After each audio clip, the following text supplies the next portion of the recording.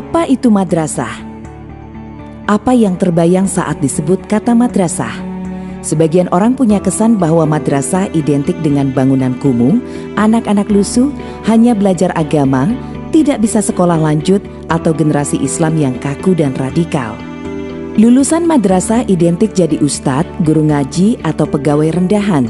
Orang tua yang mengharapkan anaknya jadi dokter, insinyur, atau bekerja di perusahaan multinasional biasanya tak akan menyekolahkan anaknya ke madrasah. Madrasah juga sering dianggap jadi pembuangan anak tak berprestasi karena anak berprestasi masuk sekolah-sekolah umum favorit. Betulkah demikian? Marilah kita lihat fakta-fakta yang akan mengubah pandangan Anda tentang madrasah. Jauh sebelum ada pendidikan formal, madrasah sudah jadi model pendidikan yang dijalankan berabad-abad.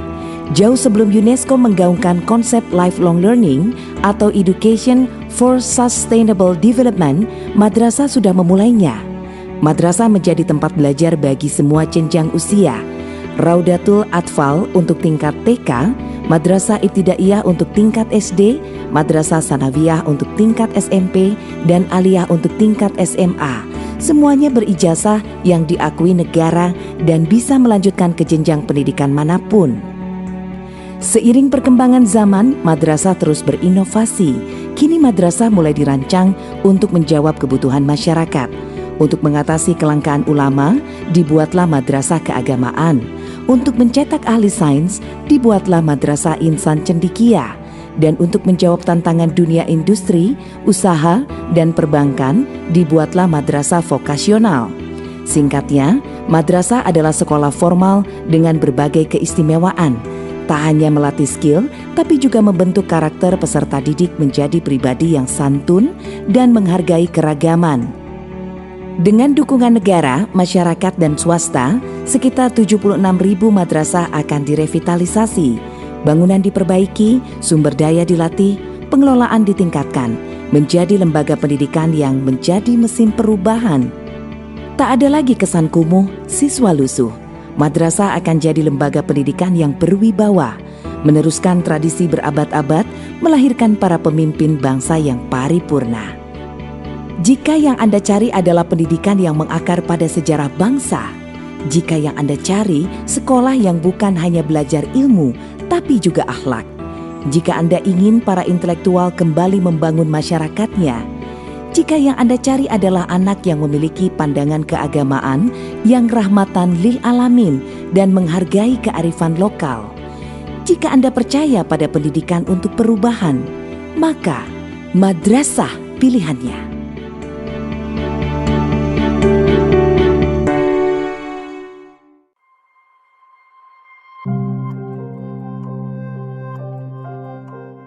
Tidak sedikit dari kita bertanya, mengapa Kementerian Agama hadir menjadi salah satu kementerian yang mengelola pendidikan di Indonesia? Mengapa muncul madrasah sebagai lembaga pendidikan Islam yang kian berkembang pesat? Ada sejarah panjang di balik hadirnya Kementerian Agama di Indonesia. Realitas politik menjelang dan masa awal kemerdekaan menunjukkan bahwa pembentukan Kementerian Agama memerlukan perjuangan yang tidak mudah. Kita coba mundur sejenak pada masa ketika Jepang menduduki Indonesia.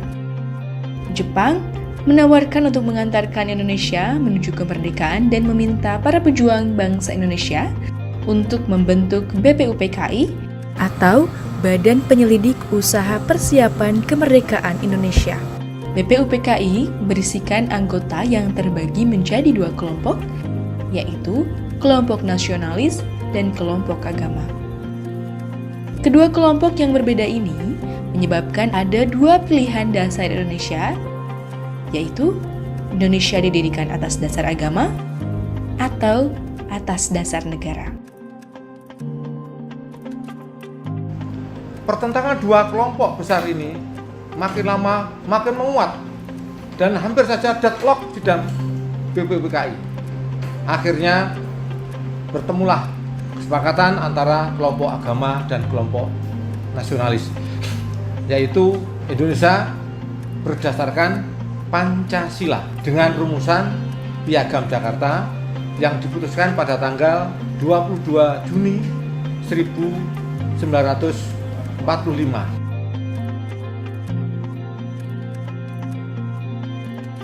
Setelah berhasil menemukan titik terang dengan Piagam Jakarta untuk menjembatani perbedaan pandangan dalam agama dan negara, tantangan lain muncul saat perumusan Pancasila. Namun, dari Pancasila inilah, Kementerian Agama hadir dan menjadi jembatan emas kelahiran negara Republik Indonesia. Pancasila berdasarkan Piagam Jakarta ini menetapkan sila pertama adalah ketuhanan dengan kewajiban menjalankan syariat Islam bagi para pemeluknya. Sila-sila yang lain sama dengan Pancasila berdasarkan Undang-Undang Dasar 45. Namun ternyata setelah ketok palu ini ada tokoh dari Sulawesi Utara bernama Latu Harahari mendekati Bung Karno. Bung, kalau sila pertama ada tulisan kewajiban menjalankan syariat Islam, kami nggak setuju. Kami dari Timur tidak siap bergabung dengan Republik Indonesia. Kalau itu dipaksakan, kami nggak bergabung. Maka mohon tulisan itu diubah. Akhirnya demi bangsa dan negara, Bung Karno dengan kepiawaiannya luar biasa melakukan pendekatan dengan tokoh-tokoh agama. Di situ ada Bapak Kiai Haji Wahid Hasyim, ada Bapak Kiai Haji Agus Salim, kemudian ada Bapak Kasman Singodomujo dan sebagainya. Bung Karno bicara dengan mereka. Bung Karno punya ide, begini saja, sila pertama kita coret 7 kata dan diubah menjadi ketuhanan yang Maha Esa. Dengan konsekuensi, nanti umat Islam kita berikan satu kementerian yang tugasnya adalah untuk menjamin pelaksanaan syariat Islam. Sepakat bahwa 7 kata sila pertama dengan kewajiban menjalankan syariat Islam bagi para pemeluknya dicoret, diganti dengan ketuhanan Maha Esa, dengan konsekuensi didirikan Kementerian Agama. Lalu, mengapa Kementerian Agama juga mengelola pendidikan? Sejarah awal Kementerian Agama pada saat itu memiliki 4 fungsi utama, yaitu pendidikan Islam, pernikahan, peradilan, dan haji. Dari situ, pendidikan Islam terbagi menjadi pendidikan madrasah dan perguruan tinggi keagamaan Islam yang berkembang hingga saat ini. Pendidikan Islam inilah cikal bakal yang melahirkan Kementerian Agama. Maka berdasarkan para perjuangan pendiri bangsa, dan ini benar-benar sebuah sejarah yang luar biasa, karena Kementerian Agama ini kesepakatan para pendiri bangsa melahirkan Republik Indonesia. Sekali lagi, Kementerian Agama lahir menjadi jembatan emas untuk melahirkan negara kesatuan Republik Indonesia. Maka bagi pejuang-pejuang madrasah, warga madrasah perlu memahami ini, dan kita nggak mungkin mengkhianati para pendiri bangsa yang telah mendirikan negara Republik Indonesia penuh dengan perjuangan yang luar biasa. Toleransi kesepakatan di antara mereka telah membuahkan dan melahirkan negara kesatuan Republik Indonesia.